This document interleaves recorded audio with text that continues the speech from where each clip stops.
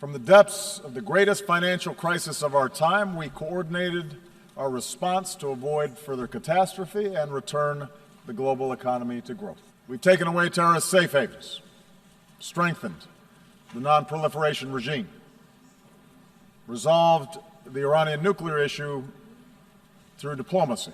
We opened relations with Cuba, helped Colombia and end Latin America's longest war. And we welcome a democratically elected leader of Myanmar to this assembly. This is important work. It has made a real difference in the lives of our people. And so I believe that at this moment, we all face a choice. We can choose to press forward with a better model of cooperation and integration, or we can retreat into a world sharply divided. If we don't act boldly, the bill that could come due will be mass migrations and cities submerged and nations displaced and food supplies decimated and conflicts born of despair. The Paris Agreement gives us a framework to act, but only if we scale up our ambition, and there must be a sense of urgency about bringing the agreement into force and helping poorer countries leapfrog destructive forms of energy. But there appears to be a growing contest between authoritarianism and liberalism right now. And I want everybody to understand, I am not neutral in that contest. I believe in a liberal political order, an order built not just through elections and representative government, but also through respect for human rights and civil society and independent judiciaries and the rule of law. So those of us who believe in democracy, we need to speak out forcefully, because both the facts and history, I believe, are on our side.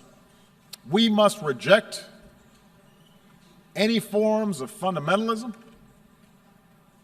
or racism or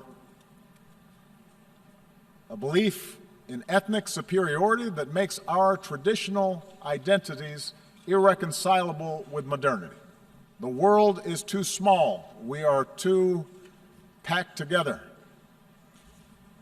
for us to be able to resort to those old ways of thinking.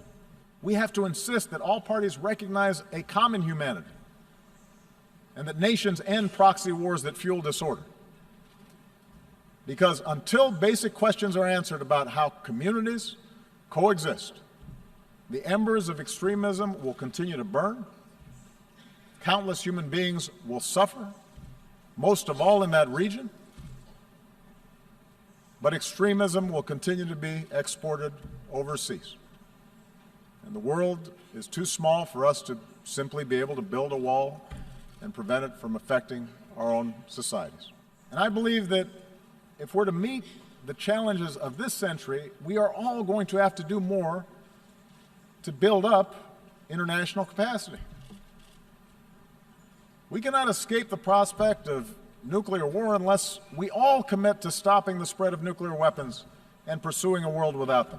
Each of us, as leaders, each nation, can choose to reject those who appeal to our worst impulses